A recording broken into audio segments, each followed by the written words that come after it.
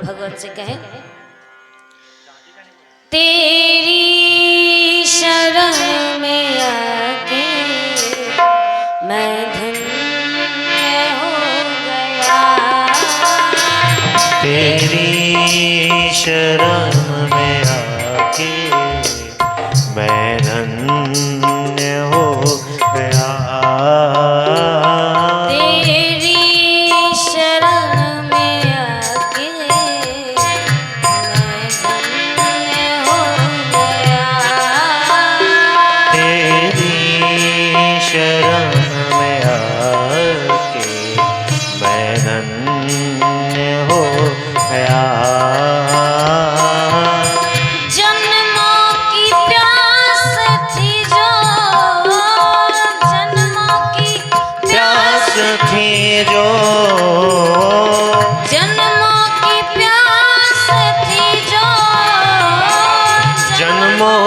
प्यास थी जो संपन्न हो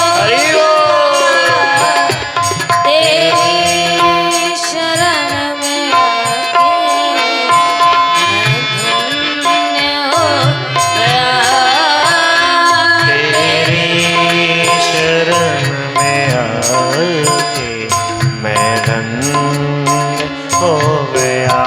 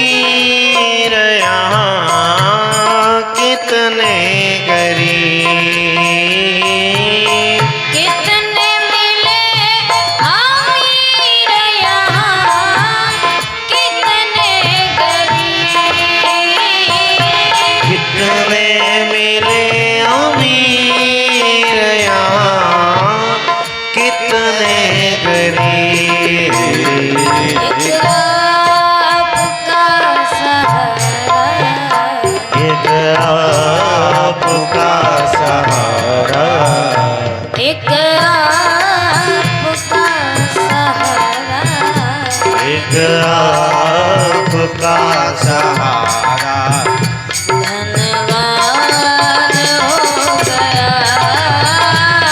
तेरी शरण में आके मैं धन्य हो गया।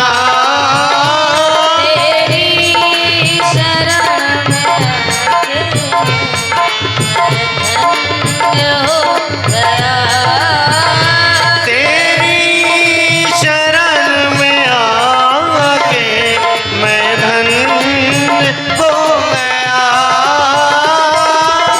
जन्मों की प्यास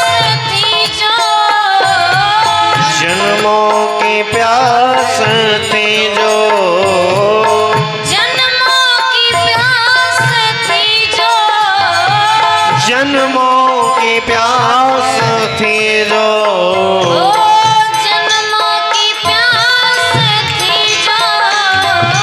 जन्मों की प्यास थी जो संपन्न हो गया।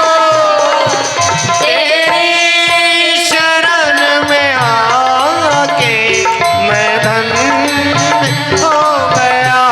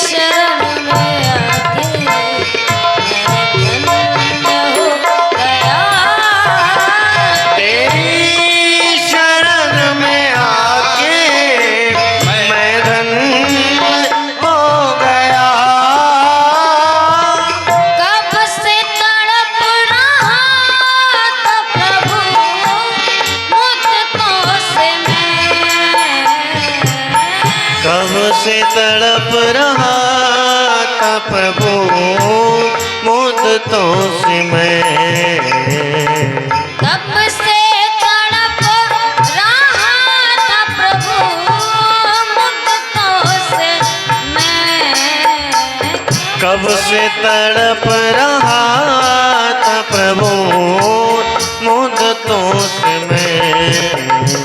एक आप मिल गए हो, एक आप मिल गए हो,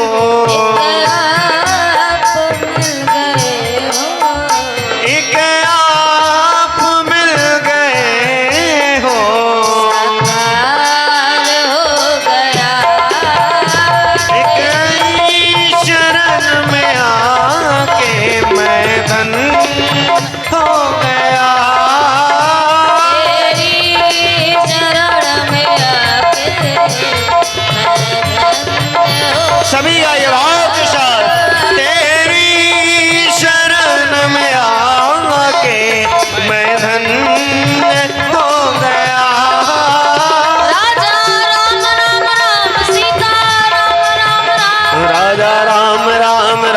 सीता राम राम राम हरि बोल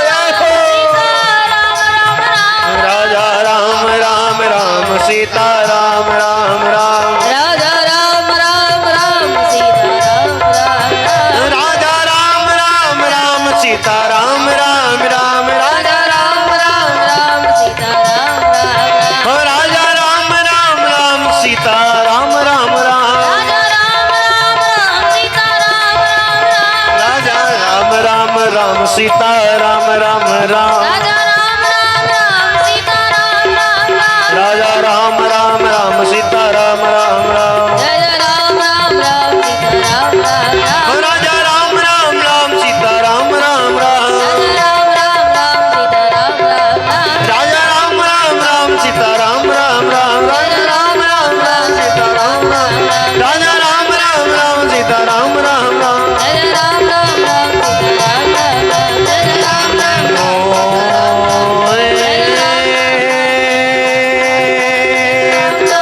मोरे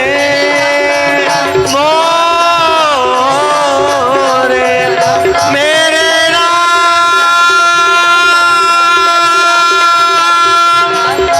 मेरे राम मेरे राम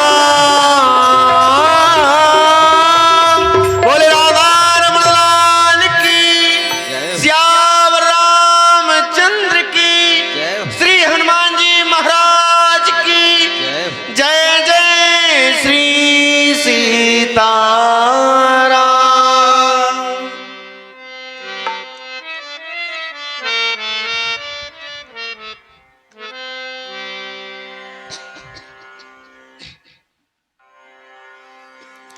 बड़ी ही पावन चर्चा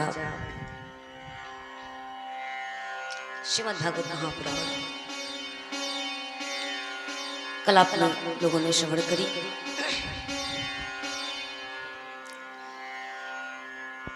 भगवान श्री सुखदेव जी महाराज परीक्षित के उस सभा में आकर विराजमान होते हैं और प्रश्न केवल एक जो सारे ऋषियों से परीक्षित ने किया कि मरते हुए व्यक्ति का कल्याण कैसे होता है, जो व्यक्ति मृणमान हो उस व्यक्ति के कल्याण का संकल्प कैसे होता है, सबसे पूछा। और उसी समय पर उसी सभा के बीच में 16 वर्ष की आयु वाले सुखदेव जी महाराज पधारे, जिनको देखकर अनेकों वर्षों वाले ऋषियों ने उन्हें दंडवत प्रणाम किया। एक विद्वत पीठ पर बैठाला और बैठाने के बाद सीधा प्रश्न किया परीक्षित। किसी ने पूछा, महाराज एक बात बताएं, आप तो राजा हैं, महाराज हैं, तो आपके यहाँ पर तो ये संस्कार शिष्टाचार सिखाया गया होगा कि कोई व्यक्ति यदि आता है तो पहले उसका आराम करवाते हैं, चाय नाश्ता करवाते हैं, पानी पिलाते हैं, फिर उसके बाद थोड़ा देर विश्राम करने के लिए देते हैं, तब जाकर के कहीं कोई प्रश्न हो तो पूछा जाए। जब वो एकदम निश्चिंत होकर बैठ जाए तब कहा परंपरा तो यही कहती है। कहा लेकिन सुखदेव जी महाराज आए तो कहीं पर वर्णन नहीं आता कि आपने उनको आराम करवाया, आराम से उनको गद्दी पर बिठाला, जलपान करवाया, नाश्ता करवाया, थोड़ी देर सोने के लिए आराम से दिया समय, फिर उसके बाद कहीं उठे हो तो सुखदेव जी महाराज ने कहा हाँ बताइए कौन सा आपका प्रश्न है, तब आपने प्रश्न किया, सीधे प्रश्न किया। और जब सीधे प्रश्न किया तो क्या आपको शिष्टाचार का भान नहीं आया? परीक्षित जी महाराज ने कहा बिल्कुल मुझे पता है कि शिष्टाचार कैसे होता है, जानता हूं। तो कहा फिर आपने ये सुखदेव जी महाराज के साथ में इस चीज को क्यों नहीं पालन किया? कहा इसलिए नहीं किया क्योंकि मैंने संतों के माध्यम से एक बात सुन रखी है। और क्या सुना है? कहा अन्न का एक कण और संतों का एक क्षण कभी बर्बाद नहीं करना चाहिए। संत यदि आपके घर में आए और आपके घर में आकर के आप उनसे दुनियादारी की बातें करें, चाय नाश्ता करें, तो यदि वह वास्तविक संत है तो उसे कभी इन चीजों में आनंद आएगा ही नहीं। संत कौन? का संत वो होता है जिसका संग परमात्मा से हो गया, सत्य से हो गया, परम सत्य से। और जो नित्य निरंतर परम सत्य में लीन रहता है तो उस व्यक्ति को इस असत्य रूपी संसार से कोई मतलब है ही नहीं। तो जब संसार से ही मतलब नहीं है तो संसार के शिष्टाचार का क्या ही करेगा वो? उसे तो केवल भगवत चर्चा अच्छी लगती है, भगवत नाम अच्छा लगता है। और जो व्यक्ति उससे संबंधित प्रश्नों को पूछता है, उससे संबंधित चर्चा का बखान करता है, तो संत उसी पर अनुग्रहित हो जाते हैं, उन्हीं पर प्रसन्न हो जाते हैं। भगवान श्री के परम पावन भक्त हैं श्री भोलेनाथ शंकर जी। और हम आप इस संसार में व्यक्ति के साथ केवल एक ही संबंध निभा सकते हैं। जो आपका पिता है वो आपका पिता ही रहेगा, चाचा नहीं बन सकता। जो आपकी बुआ है वो बुआ ही रहेगी, मौसी नहीं बन सकती। जो आपकी माँ है माँ ही रहेगी। एक ही संबंध, अधिकतर मुश्किल से दो और निभा लोगे। परंतु भगवान शंकर के, भगवान श्री हरि के साथ तीन रिश्ते चलते हैं। श्री राम के साथ तीन रिश्ते, तीन संबंध। कौन कौन से? मानस में गोस्वामी तुलसीदास जी कहते हैं, सेवक स्वामी सखा सिय पिय के, सेवक स्वामी सखा सिय पिय के, सेवक स्वामी सखा सिय पिय के, सेवक स्वामी सखा सिय पिय के, हित निरुपधि सब विधि तुलसी के, हित निरुपधि सब विधि तुलसी के। भगवान शंकर के साथ में भगवान श्री राम के तीन संबंध हैं। पहला संबंध है सेवक स्वामी सखा चलता है। और इस बात का प्रमाण मानस का एक बड़ा पवन दोहा देता है। पहले तो भगवान श्री राम और शंकर जी के बीच में संबंध है सेवक का, यानी एक स्वामी है तो दूसरा सेवक है। दूसरा संबंध है सखा का, दोनों बराबर के मित्र हैं। और तीसरा संबंध है स्वामी का, अर्थात एक स्वामी है और दूसरा सखा। और इस बात का प्रमाण कहाँ मिलता है? का एक दोहा बड़ा अच्छा दिया गया है। उसमें भगवान राम जी ने जब भगवान शंकर को मैया पार्वती की चर्चा सुनाई, अति पुनीत गिरजा कै करनी बिस्तर सहित कृपा निधि, तो जिस समय पर वर्णन करते हैं तो उस समय पर ये दोहा आता है और कहते हैं, अब विनती मम सुनाओ शिवा, जो पर निजाने तो जाय बियाह हुसैन जई, यह मोहि मांगे दे। भगवान शंकर से राम जी ने कहा कि मैं आपसे कुछ कहना चाहता हूँ। तो शंकर जी ने कहा कि किस संबंध से कहना चाहते हैं, पहले ये बताइए। राम जी ने कहा कि मैं तो स्वामी और सेवक वाला संबंध निभाना चाहता हूँ। तो शंकर जी ने कहा तो फिर इसमें स्वामी कौन है और सेवक कौन? तो नारायण ने कहा इसमें पूछने वाली कौन सी बात है, आप स्वामी और हम सेवक। भगवान ने कहा, और जैसे ही कहा तो शंकर जी से पहला वाक्य बोलते हैं, अब विनती मम सुनहु शिवा। और विनती किससे करी जाती है? जो हमसे बड़ा होता है। सेवक ही तो स्वामी से विनती करता है। तो सेवक रूप बन करके भगवान श्री राम ने शंकर जी से विनती करी। और जब विनती करी तो भगवान ने कहा कि ना ना ना, ये संबंध हम नहीं मानेंगे। अपने आप को छोटा बता रहे हो, हमको बड़ा बता रहे हो। अरे हम आपके दास है, आप हमारे दास थोड़ा हो। ये संबंध नहीं मानेंगे। तो दूसरा मान लो। दूसरा कौन सा है? सखा का। और अगर सखा का है तो फिर दूसरी पंक्ति कहती है, जो मोह पर निज नेह। अगर आपका मुझसे प्रेम है तो, और प्रेम किसके बीच में होता है? बाबा कहते हैं लायक से ही कीजिए बैर ब्याह अरु। बराबरी वाले से ही करना चाहिए। या तो दुश्मनी भी बराबरी वाले से करो, प्रेम भी बराबरी वाले से करो, और प्रीत अर्थात मित्रता भी बराबरी वाले से ही करनी चाहिए। तो आप मेरे सखा हो, तो सखा तो बराबर वाला होता है। कहा हाँ होता तो है। तो कहा फिर हम में और आप में समता कैसे? कहाँ आप और कहाँ मैं? तब भगवान श्री राम ने कहा कि अगर दोनों ही संबंधों को नहीं मानते हो तो फिर एक ही संबंध बचा। कौन सा? कि मैं स्वामी बन जाऊं, आप सेवक बन जाओ। और जब शंकर जी सेवक बन गए, राम जी स्वामी बन गए, तो फिर अंत में आज्ञा दे करके कहते हैं, जाय बियाहु शैलजहि। जाकर के शैलजा के साथ में विवाह करिए। और जब आज्ञा दे दी तो आज्ञा देने के बाद ठहर गए। क्यों? क्योंकि ये मर्यादा के विरुद्ध है। स्वामी को भी वो आज्ञा देनी चाहिए जिसको करने में सेवक को संकोच ना हो। और यदि संकोच होता है तो फिर स्वामी को वैसी आज्ञा नहीं देनी चाहिए। तो कहा महाराज इसमें संकोच वाली कौन सी बात है? पार्वती से विवाह ही तो करना है, यही तो कहा था।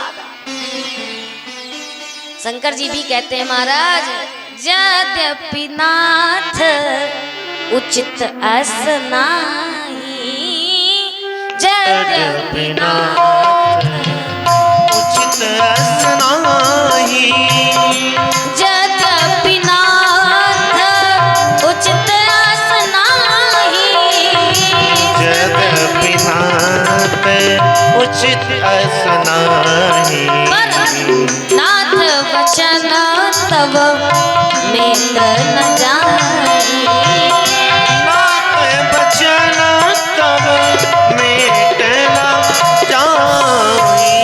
यद्यपि ये उचित नहीं है। भगवान ने कहा उचित कैसे नहीं है? कई संसार की लौकिक रीति कहती है कि कन्या पक्ष को वर पक्ष के पास जाना चाहिए। हाँ कि ना? बिटिया वाला जाता है संबंध लेकर के कि हमें आपके पुत्र के साथ में विवाह करना है। और आप आज्ञा क्या दे रहे हो? आज्ञा दे रहे हो कि मैं जाऊं और जाकर के पार्वती से विवाह करूं। जाय बियाह शैलजहि। तो यह तो लौकिक रीति के अनुरूप नहीं है। क्यों? अच्छा, कन्या पक्ष जाकर के वर पक्ष से बात करें कि हमें आपके वर से विवाह करना है तो ये परंपरा के अनुकूल है। लेकिन अगर वर स्वयं जाए और कन्या के पक्ष से जाकर के उनके पिता से कहे कि हमें आपकी कन्या के साथ विवाह करना है, तो बताओ आरती उतरेगी कि डंडा बजेगा? भाई कोई बालक जाकर के कह दे कि हमें आपकी कन्या से विवाह करना है तो फिर वो कहेगा आओ फिर करवाते हैं विवाह। शंकर जी ने कहा कि ये उचित तो नहीं है, परंतु आप कहते हैं तो नाथ वचन तब मेत न। ये तीन संबंध निभाते हैं भगवान। और इतने तीन संबंध परम पवित्र संबंध होने के बाद वो भगवान शंकर जो नित्य निरंतर भगवान का ध्यान जाप नाम जाप करते हैं, तुम पुनि राम राम दिन राती सादर जपहु अनंग। ऐसे भगवान से भी जब मैया पार्वती प्रश्न करती हैं, कौन सा?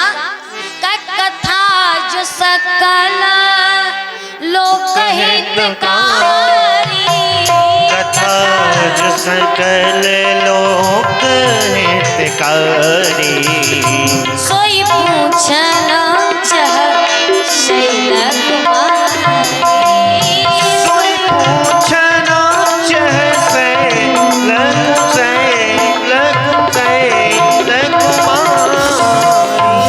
मैं उस कथा को पूछना चाहती हूँ जिससे जगत का कल्याण होता है। कथा जो सकल लोक हितकारी। और जब यह प्रश्न पूछा तो भगवान शंकर भी गदगद हो उठे और गदगद कंठ से मैया पार्वती की प्रशंसा करने लगे। मनोभाव क्या है कि शंकर जी भी परम संत हैं, और जो संत होते हैं तो उनको अगर भगवत चर्चा में आप लगाते हो तो उनका मन प्रसन्न हो जाता है, और यदि उन्हीं संतों से जगत की चर्चा करोगे तो फिर वो प्रसन्न नहीं होते। ये परीक्षित भली भांति जानते हैं, परंतु हम आप क्या करते हैं, पंडित जी आए नहीं, पता चल जाए कि थोड़ी सी ज्योतिष के जानकार है तो तुरंत लेके बैठ जाएंगे, महाराज क्या बताएं हमारे घर में बड़ी खटपट है, बड़ी परेशानी है, कुछ निवारण करो, कुछ करो। हाथ देख के बताओ कि हमारी रेखाएं का कहती है ना।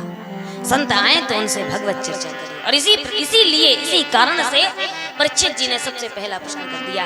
भगवान से जैसे ही पूछा तो प्रश्न को सुनकर के सुखदेव जी महाराज प्रसन्न हो गए, और प्रसन्न होकर के सुखदेव जी महाराज परीक्षित से कहते हैं, वरीयाने शते प्रश्न क्रतो लोकाहितं नृपा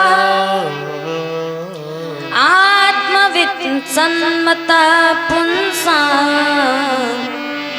श्रोतव्या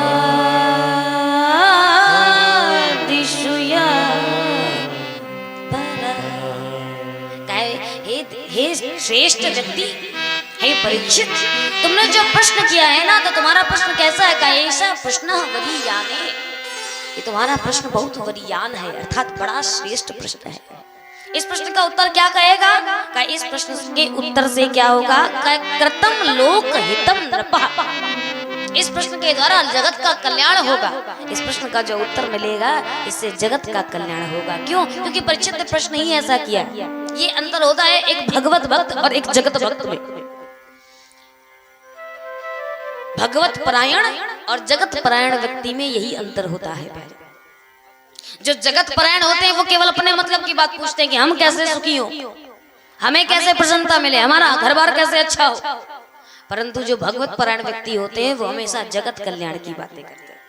अब परीक्षित ने पूछा कि महाराज, जिस व्यक्ति की मृत्यु निश्चित हो गई हो उस व्यक्ति का कल्याण कैसे हो, ये मुझे बताने की कृपा करें। तो सुखदेव जी महाराज ने कहा, राजन, जिस प्रकार से तुम 7 दिनों में मरने वाले हो, संसार का हर एक जीव 7 दिनों में ही मरेगा। बताओ, किसी के लिए 8वां दिन है क्या स्पेशल? 7 में से किसी एक दिन मरोगे, या तो रविवार को मरोगे, या सोमवार, मंगल, बुध, बृहस्पति, शुक्र, शनि, इन्हीं में से किसी ने एक न एक दिन हमारी आपकी मृत्यु निश्चित है। तो 7 दिनों में हमें आपको भी मरना, हमारा आपका कल्याण कैसे हो, इस बात का उत्तर दीजिए।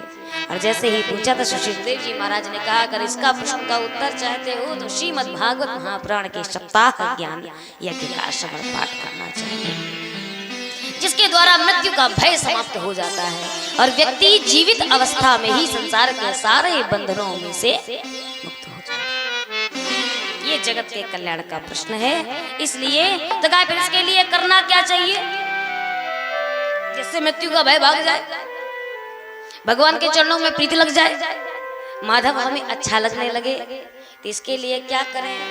श्री सुखदेव जी महाराज कहते हैं कि तस्मात् भारत सर्वात्मा भगवान ईश्वरो हरि श्रोतव्य कीर्तितव्यश्च स्मरतव्य सचेता भय।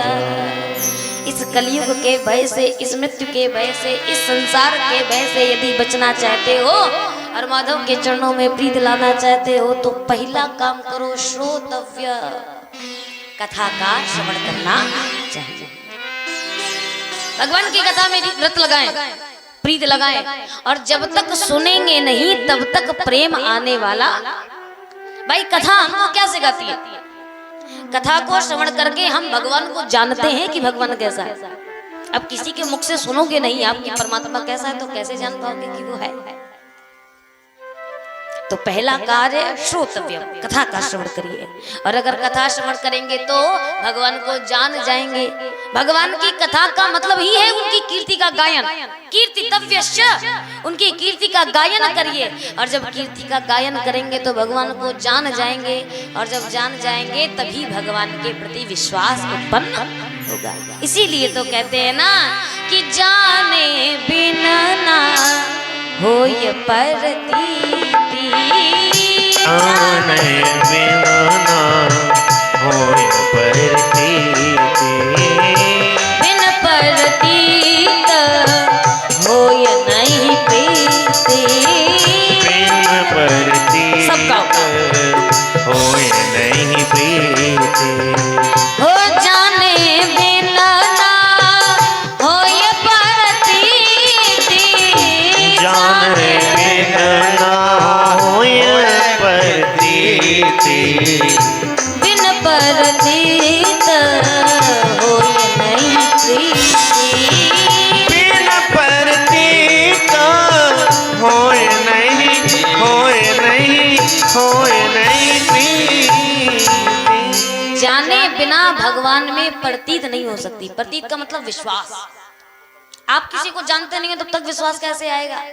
और जब तक विश्वास नहीं आएगा तब तक प्रेम भी आने वाला नहीं। बिनु प्रतीत हो या नहीं प्रीति।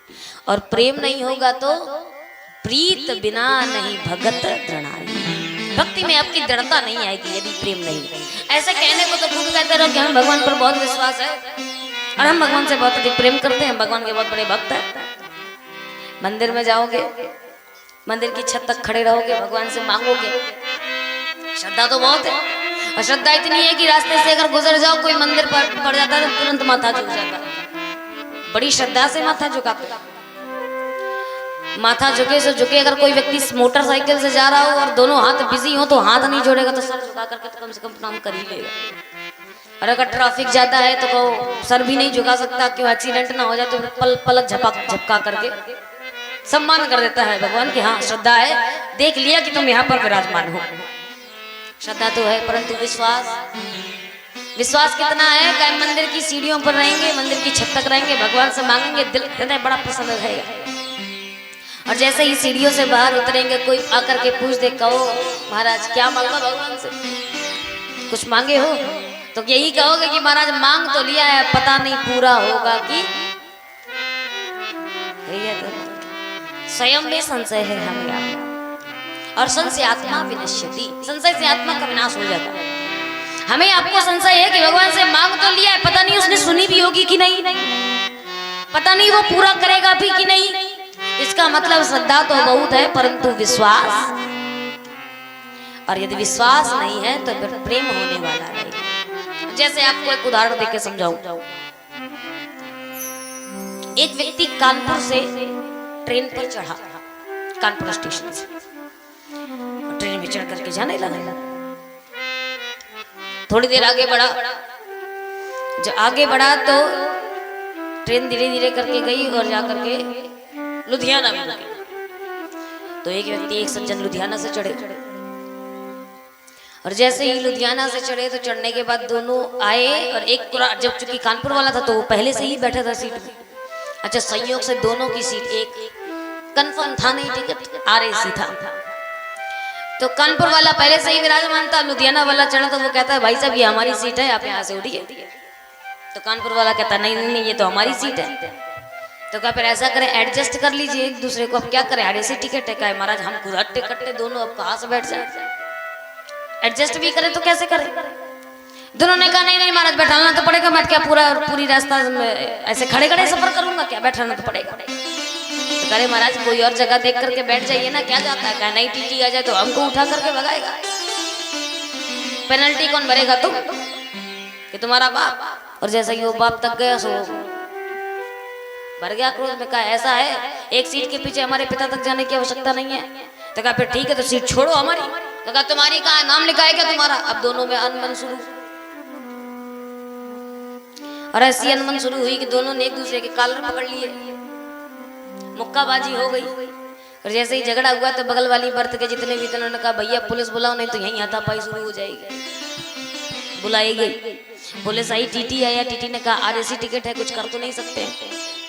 फिर क्या किया जाए, तो पुलिस वाले ने पूछा अच्छा ये बताएं आपको जाना कहाँ जाना है, तो दोनों बोले एक साथ जलंधर जाना है। अब जैसे ही बोला जलंधर, तो संयोग से जो पुलिस वाला था वो भी जलंधर का ही था। तो उसने कहा हमारा जलंधर में कहाँ जाना है, जलंधर में कहाँ जाना। तो पहले कानपुर वाले से पूछा, उसने कहा भैया फलाने फलाने जगह में इस जिले में जाना है।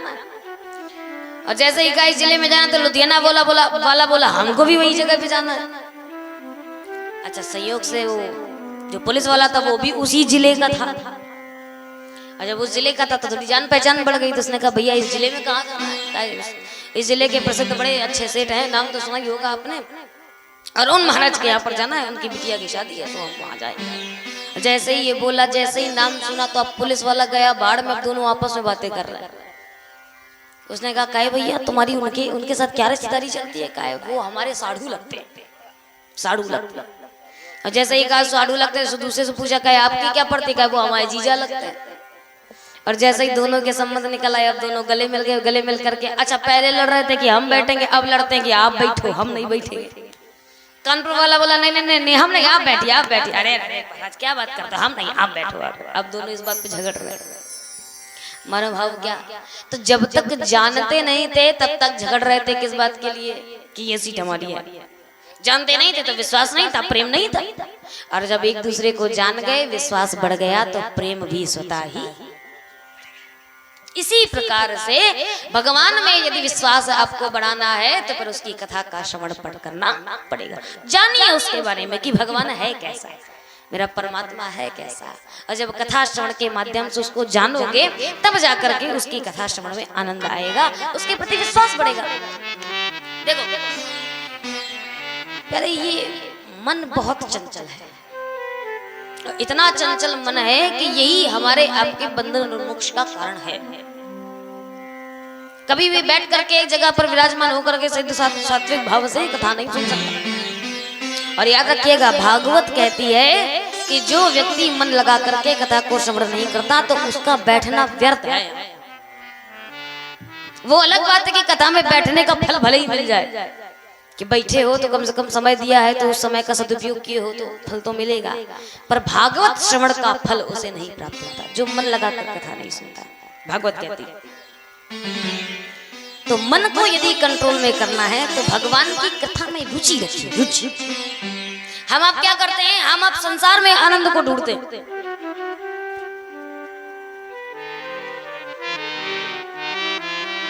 और जो व्यक्ति संसार में आनंद को ढूंढता है, तो उसका मन कथा में कैसे ही लग जाएगा।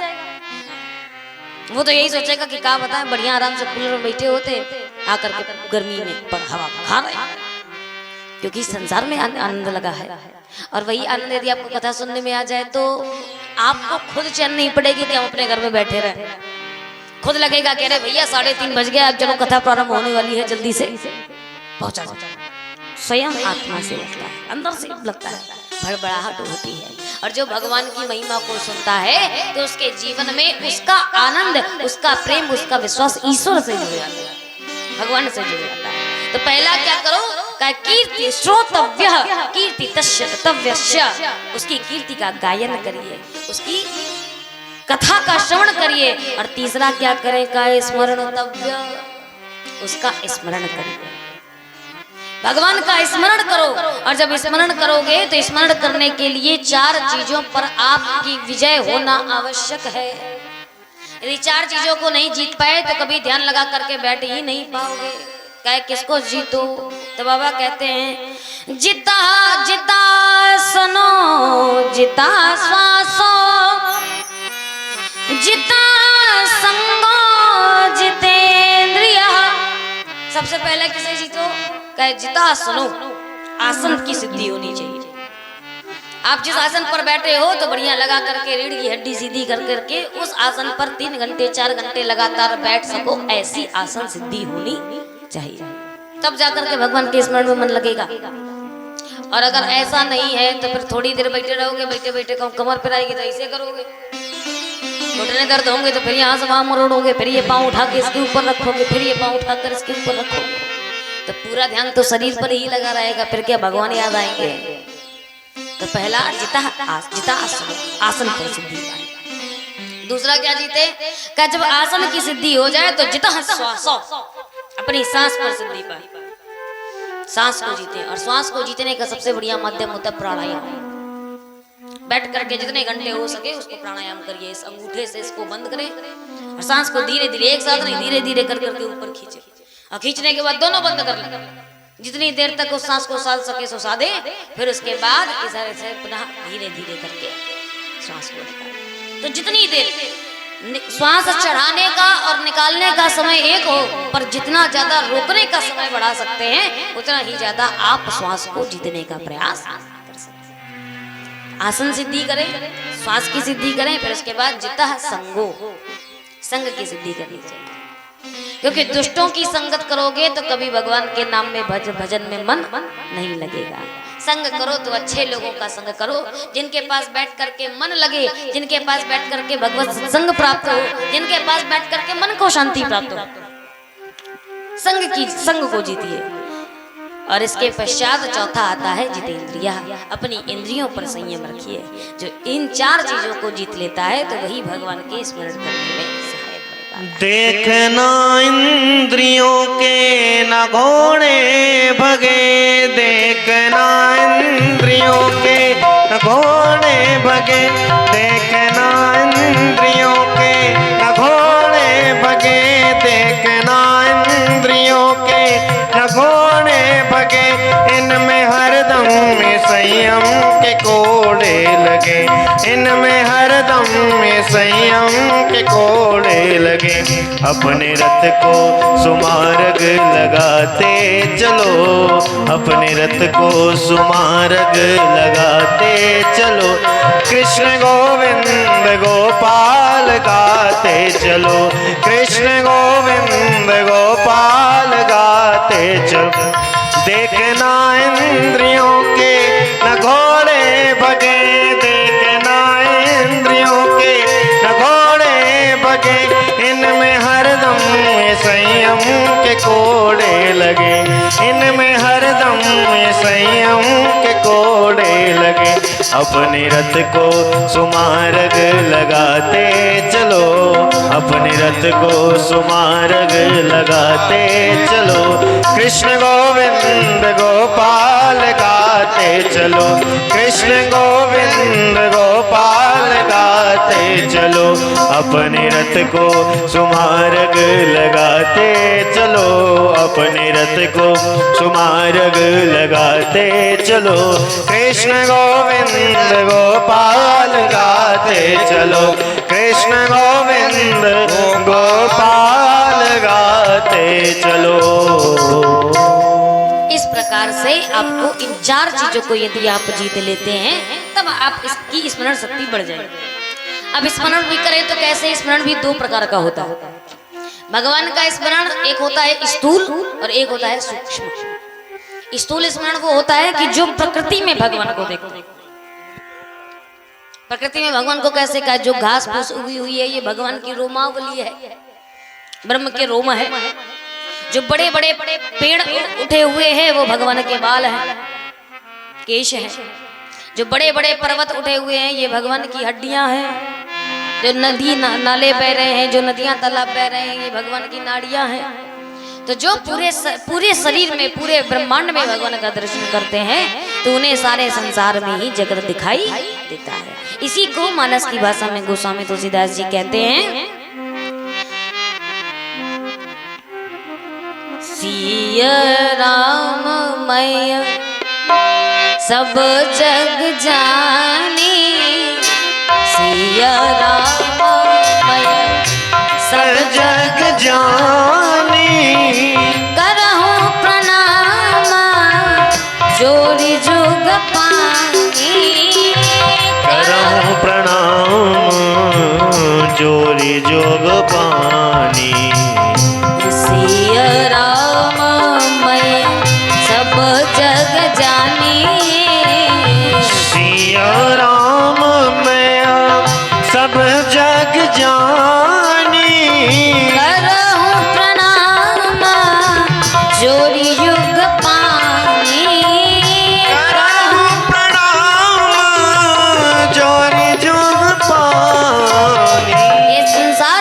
जगत संसार के जितने पुरुष हैं वो सब भगवान श्री राम के समान है। अच्छा, हमारी आपकी भी कितनी बड़ी विडंबना है।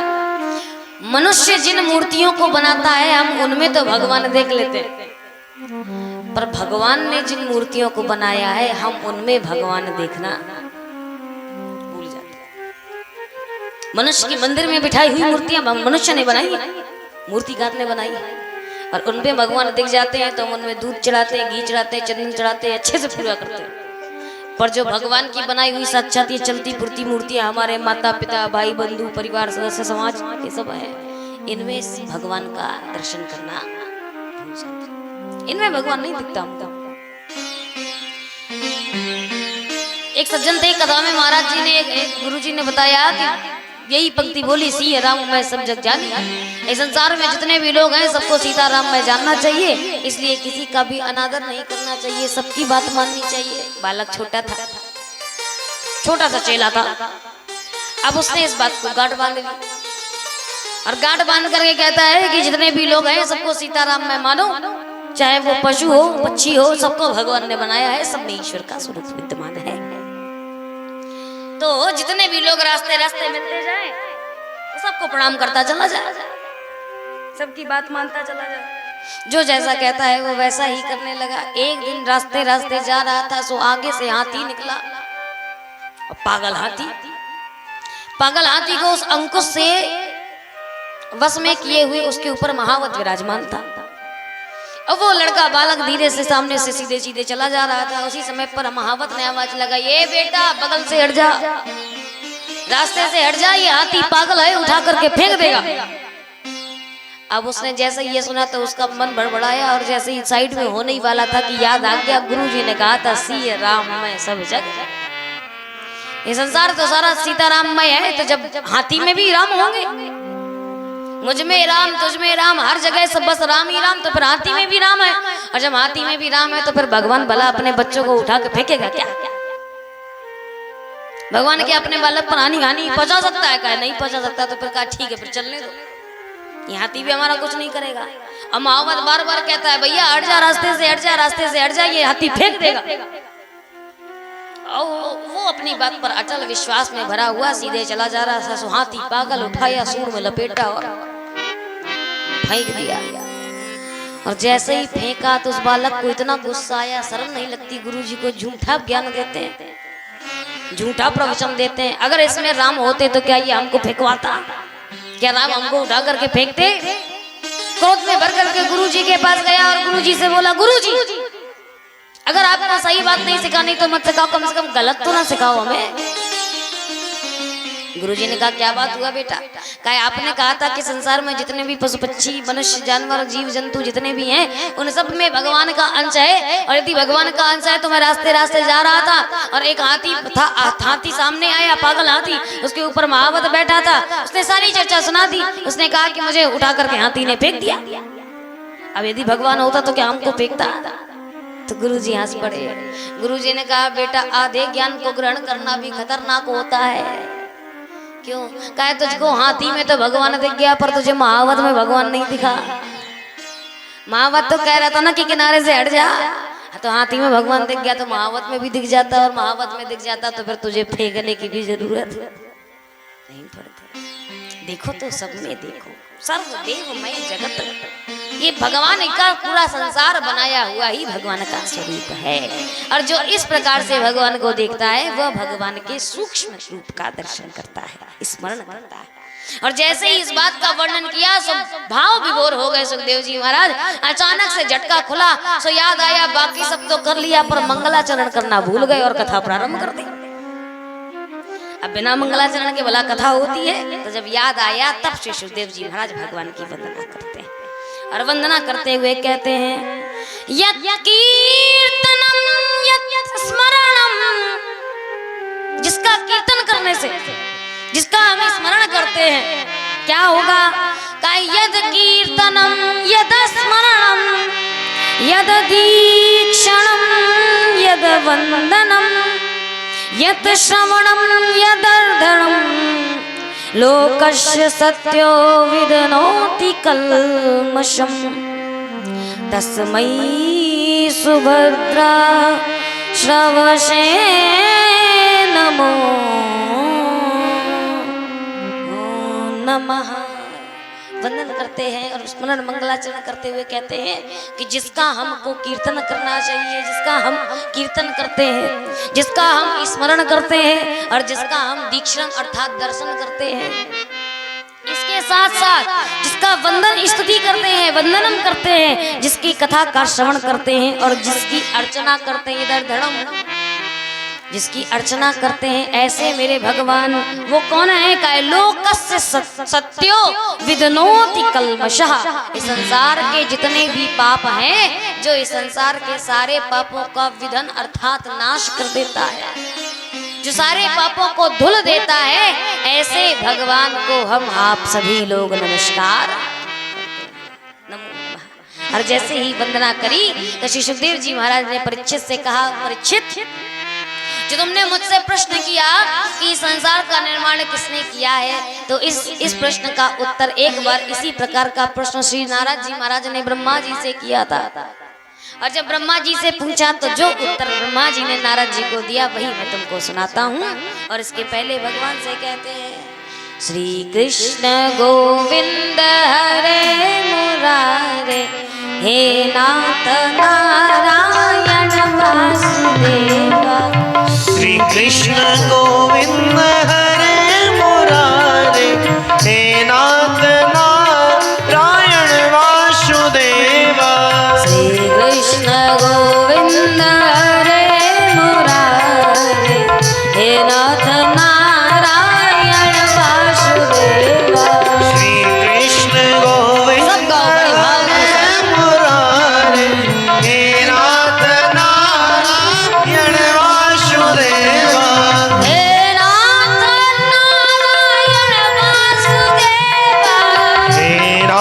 नारायण वासुदेवा। हे नाथ नारायण वासुदेवा। हे नाथ नारायण वासुदेवा। हे नाथ नारायण वासुदेवा। हे नाथ नारायण हरि बोल। श्री कृष्ण गोविंद हरे मुरारे, हे नाथ नारायण वासुदेवा। श्री कृष्ण गोविंद गोविंद हरे मुरारे, हे नाथ नारायण वासुदेवा। हे नाथ नारायण वासुदेवा। हे नाथ नारायण वासुदेवा। हे नाथ नारायण वासुदेवा। हे नाथ नारायण वासुदेवा। हे नाथ नारायण वासुदेव। जय जय श्री कृष्ण हरि गोविंद हरे मुरारे, हे नाथ नारायण वासुदेवा। श्री कृष्ण गोविंद हरे मुरारी, हे नाथ नारायण वासुदेवा। हे नाथ नारायण वासुदेवा। हे नाथ नारायण वासुदेवा। और उस प्रश्न का उत्तर देते हुए श्री सुखदेव जी महाराज कहते हैं कि एक बार नारद जी महाराज श्री भगवान विष्णु ब्रह्मा जी के पास में गए और ब्रह्मा जी के पास जाकर के ब्रह्मा जी से पूछा, महाराज ये सृष्टि कैसे बनी, इस सृष्टि का निर्माण कैसे हुआ? और जैसे ही पूछा कि सृष्टि का निर्माण कैसे हुआ तो ब्रह्मा जी कहते हैं कि जो लोग ये मानते हैं कि सृष्टि का निर्माण मैंने किया है वो मूर्ख है, नितांत मूर्ख है। नारद जी ने कहा तो पूरी दुनिया यही मानती है कि सृष्टिकर्ता ब्रह्मा के रूप में जाने ही जाते हैं। जो सृष्टि का निर्माण करता है वो ब्रह्मा, जो सृष्टि का पालन करता है वो विष्णु और जो सृष्टि का संहार करते हैं वो भगवान शंकर। और आप कहते हो कि जो ये मानता है कि जो सृष्टि का निर्माण करे सो मुझे माने तो वो मूर्ख है। तब ब्रह्मा जी ने कहा कि नारद ये जो गूढ़ तत्व है वे मैं तुमको बताने जा रहा हूँ। मैं कुछ भी करता धरता नहीं हूँ। करता धरता कौन है? कह नारायण परा वेदा, नारायण परा मख, भगवान नारायण ही सब कुछ करने वाले हैं। नारायण अर्थात वो परब्रह्म परमात्मा जिनने हम तीनों को भी काम में लगा रखा। मेरी इच्छा से संसार बनता बिगड़ता नहीं है, ये तो भगवान की इच्छा होती है। और जब संसार का संहार करना होता है तो वही परमात्मा शेष की सैया लगा करके भगवान श्री उस पर विराजमान हो जाते हैं। और हाँ, बढ़िया गुलगुला सा गद्दा और उस पर लगा करके हाथ टेक करके भगवान बैठ जाते हैं। वो छत्र की छाया बनाए हुए शेषनाग के वो फन, और उस पर भगवान विश्राम कर रहे होते हैं। तो जब षष्ठी का संहार होता है तो क्या जैसे ही सांस लेता है शेषनाग, जैसे ही सांस भरते हैं तो वो ऊपर आ जाते हैं, उस क्षीर सागर से ऊपर आ जाते हैं। और जब उस क्षीर सागर से ऊपर आ जाते हैं तो उतने ही समय पर षष्ठी का संहार, जब षष्ठी का संहार करना होता है तो शेषनाग की सैया सांस भरते ही भगवान का आसन ऊपर आ जाता है, तो षष्ठी का लय हो जाता है। और जैसे ही श्वास छोड़ता है तैसे ही आसन नीचे आ जाता है, तो फिर वहीं बैठ जाता है।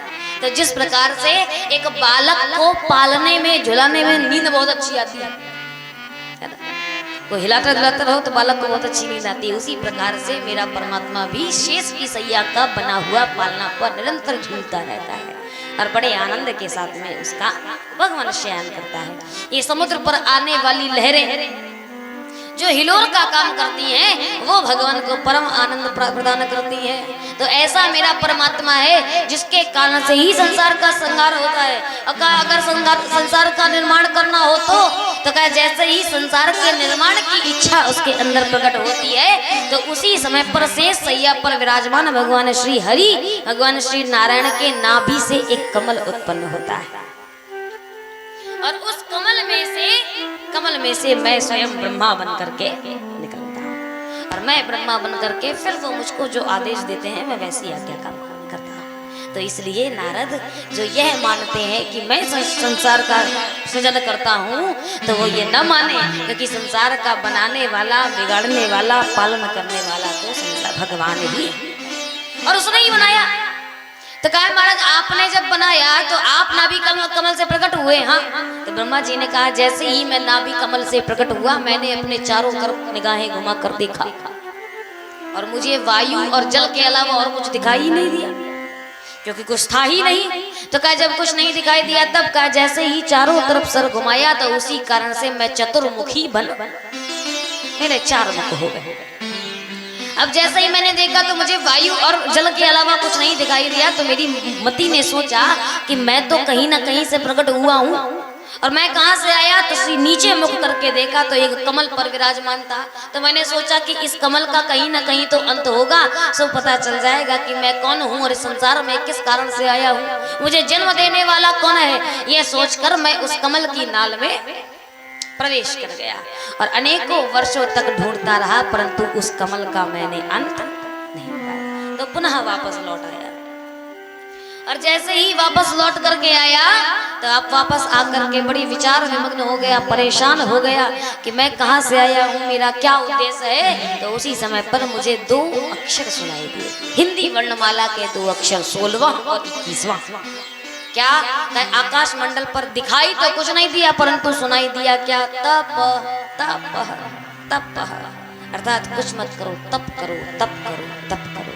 ब्रह्मा जी को संकेत मिल गया। ब्रह्मा जी ने अनेकों वर्षों तक तप किया और तप करने के पश्चात भगवान श्री चतुर्भुज रूप धारण करके ब्रह्मा जी के सामने प्रकट हुए। बोलिए भक्तवत्सल भगवान की जय। और जैसे ही भगवान के चतुर्भुज रूप को देखा तो ब्रह्मा जी ने पूछा, कहे हो तुम ही हमारे करता धरता हो। भगवान ने कहा हाँ, तुम मेरे ही द्वारा प्रकट हुए हो। तो कहा जब मैं आपके द्वारा प्रकट हुआ हूँ तो आप किसके द्वारा प्रकट हुए हो, आपके भी तो कोई माँ बाप होंगे। भगवान ने कहा हमारा कोई माँ बाप नहीं, हम स्वयं सब कुछ, हम स्वयं ही हैं, हम तुम्हारे पिता माता पिता सब हैं, हमने तुम्हें प्रकट किया है। तो पूछा किस कारण से प्रकट किया है नाथ। तो भगवान कहते हैं मैं चाहता हूँ कि सृष्टि का सृजन हो और इस कार्य के लिए मैं आपको चयनित करता हूँ। ब्रह्मा जी ने कहा ये बताओ इस सृष्टि में आपके अलावा और कुछ है या और कुछ था। भगवान ने कहा नहीं, मैं हूँ और कुछ नहीं है। तो कहा जब बिल्कुल कुछ भी नहीं है, कहा नहीं है। तो कहा जब कुछ नहीं है तो फिर हम कैसे पैदा होगा, अकेले पैदा कर दियो का। तो भगवान ने कहा कि हाँ मैंने अपने अपने प्रताप से तुमको प्रकट किया है। तो कहा चलो ठीक है, हमको प्रकट कर लिए, सो बात तो समझ में आती है, लेकिन जगत को प्रकट करना है और आपसे अकेले हो जाएगा क्या? अरे एक बात बताओ, ऐसा किया कैसे? भगवान ने कहा कि मेरे मन में आया कि मुझे जगत का निर्माण करना है, तो मैंने कर दिया। भगवान ब्रह्मा जी ने कहा ऐसा भी होता है क्या? भगवान ने कहा कि हाँ बिल्कुल होता है, और तुम्हें भी मैं ये संकेत देता हूँ कि जाकर के संसार में प्रजोत्पत्ति करो, संसार बढ़ाओ, संसार बनाओ। और इसके लिए क्या करना पड़ेगा कि आपके साथ कुछ ना कुछ तो आधार हो कि जिसके द्वारा हम सृष्टि का निर्माण करें। भगवान ने कहा मैं हूँ जो कुछ हूँ, इसके अलावा इस संसार में कुछ नहीं है। और जैसे ये कहा तो मानो ब्रह्मा जी को संकेत मिल गया क्या? का इस संसार में भगवान से ही जगत बना है और जगत में ही भगवान विद्यमान है। जगत के रूप में चाहे भगवान को देख लीजिए या भगवान के रूप में स्वयं जगत को देख लीजिए, बात बराबर है। क्यों? जगत, जीव और जगदीश तीनों अपने एक दूसरे के बिना अपूर्ण है। आप बताएं, जगदीश होता, जगत होता, परंतु जीव ना होता तो क्या जगदीश और जगत का कोई महत्व था? भाई हम सब ना होते तो ना तो भगवान रहते और ना ये जगत रहता। अच्छा, जगदीश होता और जीव होता लेकिन जगत ना होता तो भी कोई महत्व नहीं है। और यदि जीव होता, जगत होता और जगदीश ना होता तो भी हमारा आपका कोई महत्व। तो हम तीनों एक दूसरे के बिना अपूर्ण हैं। इस बात को जान करके आप संसार में प्रजोत्पत्ति करो, यानी कि भगवान का ही रूप ये जगत है। हरिरेव जगत और जगत हरि, जगत ही हरि है और हरि ही जगत है। इस भाव को जान करके संसार को मानना चाहिए। तो कहे जब संसार में सब कुछ भगवान ही है तो ये बताओ ये खल पैदा करने की क्या जरूरत थी? ये जो जितने दुष्ट हैं जो संसार का नाश करते हैं, ये आतंकवादी बनाने की क्या जरूरत थी? भगवान हंस पड़े। भगवान ने कहा याद रखिएगा, सत्य की महिमा तब तक है जब तक जीवन में असत्य है, और यदि असत्य नहीं है तो फिर सत्य को भी कोई पहचान। दुख की महिमा तो हम तब, सुख की महिमा तो तब हम जान पाते हैं जब हमको दुख पता होता है। भाई दुख के बाद सुख आता है, तब हमको सुख की महिमा का पता लगता है, और यदि दुख ना हो तो सुख का कुछ आता पता लगेगा। इस प्रकार से जैसे एक कक्षा में पढ़ने वाले अनेकानेक विद्यार्थी सब एक साथ बैठ करके पढ़ते हैं तो सारे पक्षी हो गए। पर जब कोई खेल खेलना होता है तो फिर उसी कक्षा में से दो पार्टियां बट जाती है, एक पक्ष में हो जाता है और एक विपक्ष हो जाता है। तो इसका मतलब है कि संसार में भी यदि खेल खेलना है, माया का खेल खेलना है, तो फिर उसके लिए भी पक्ष और विपक्ष दोनों होने चाहिए। और यही ज्ञान भगवान श्री हरि ने ब्रह्मा जी को प्रदान किया 4 श्लोकों में, जिसे चतुश्लोकी भागवत कहा जाता है। उसमें प्रथम श्लोक में उन्होंने तत्व की वर्णन, तत्व का ज्ञान करवाया, बोध करवाया। द्वितीय श्लोक में माया का बोध करवाया, तृतीय श्लोक में संबंधों का बोध करवाया, और चतुर्थ श्लोक में इसके प्रति हमारे आपके कर्तव्य बताए। तो ये चतुश्लोकी भागवत के रूप में श्री ब्रह्मा जी को भगवान ने प्रदान करी थी। तो पहले श्लोक में तत्व का वर्णन करते हुए बताते हैं, भगवान कहते हैं कि ये पक्ष विपक्ष का संसार है, और जब तक एक दूसरे के विरोधी नहीं होंगे तब तक पता नहीं चलेगा कि एक पक्ष का कितना बड़ा महत्व होता है। क्योंकि ये तो खेल है। हम आप यही कहते हैं ना कि भगवान ने ये संसार रचा है, किस लिए रचा है, और संसार में हो क्या रहा है? क्या सब नाच रहे हैं? कैसे? क्या उमा दारू जो शित की ना, उमा दारू जो शित की ना,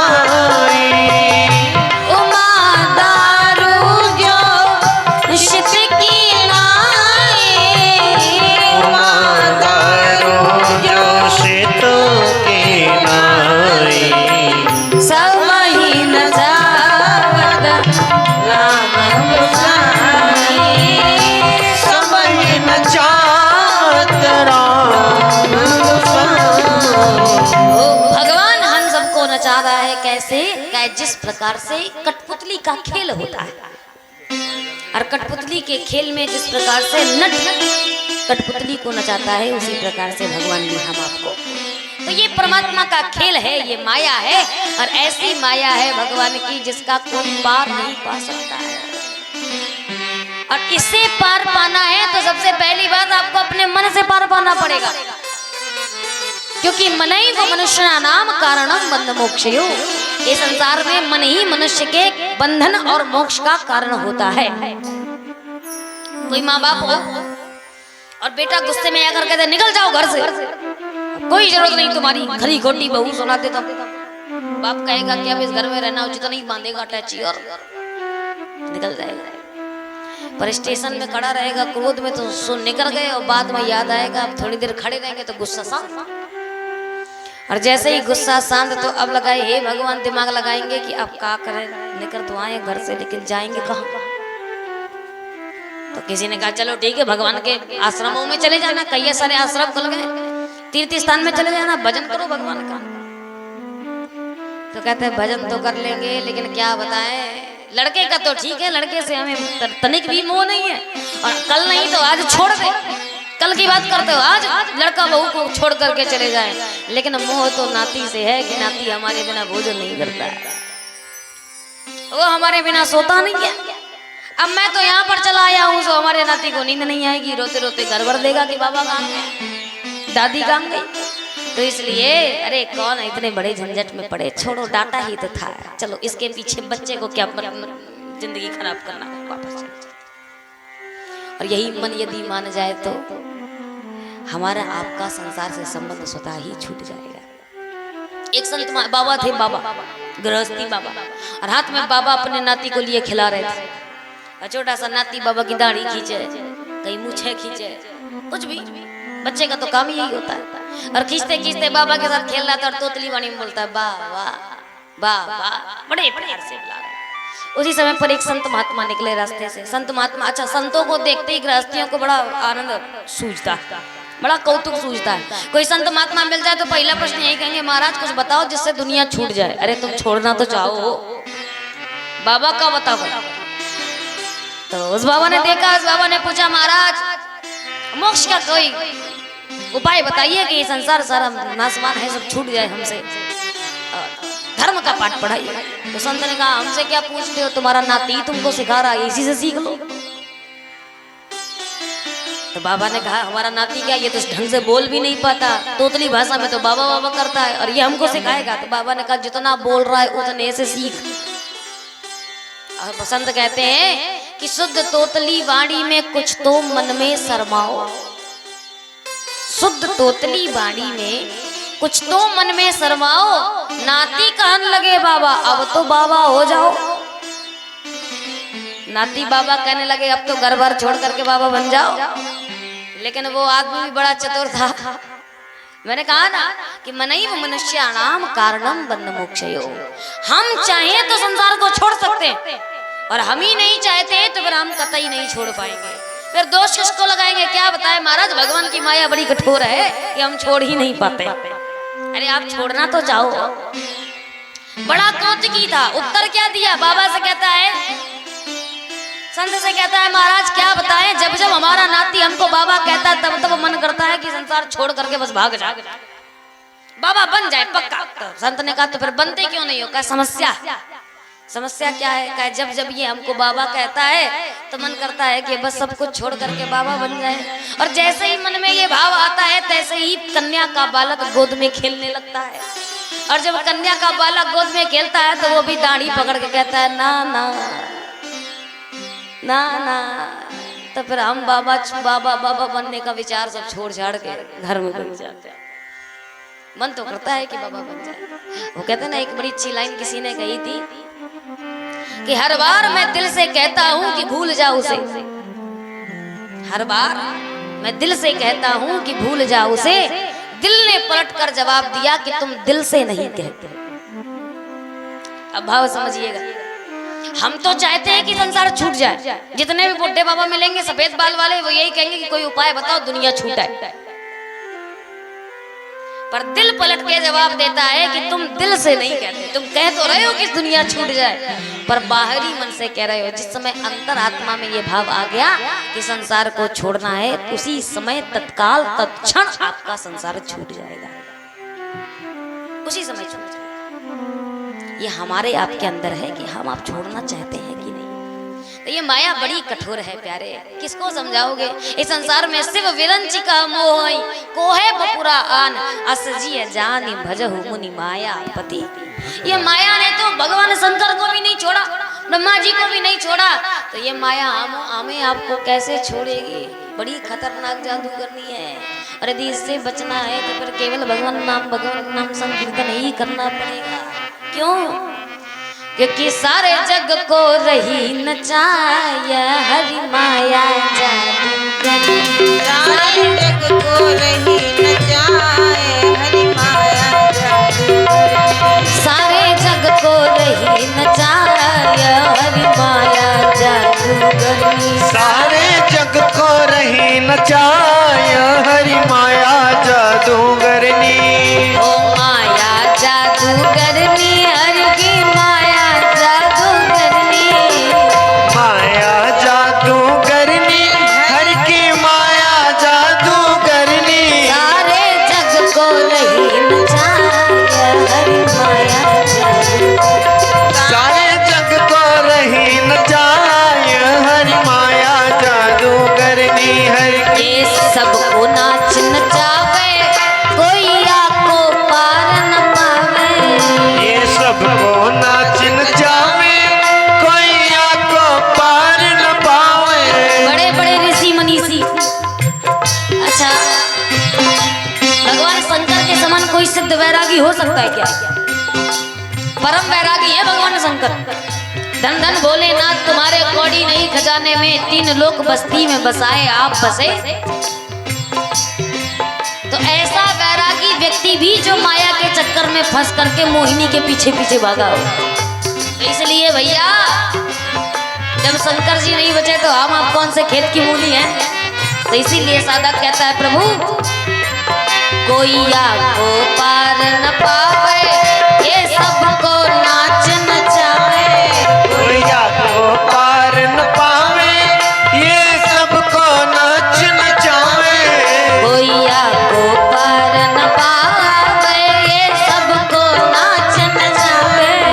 कोई आको पार न पावे, ये सबको नाच नचावे। दुख में सुख को दर्शाया हरि माया जादूगरनी। दुख में सुख को हर्षाय हरि माया जादूगरनी। सारे जग को रही नचाए हरि माया जादूगरनी। सारे जग को रही नचा हरि माया जादूगरनी। सारे जग को रही नचाय हरि माया जादूगरनी। हरि माया जादूगरनी। हरि की माया जादूगरनी। हाँ, संसार में कोई बचने वाला नहीं है जो ये माया से बच सके। तो किसी ने कहा कि तो इस माया से बचने का कोई ना कोई तो उपाय होगा। केवल एकमात्र उपाय है धरी न काहू धीर।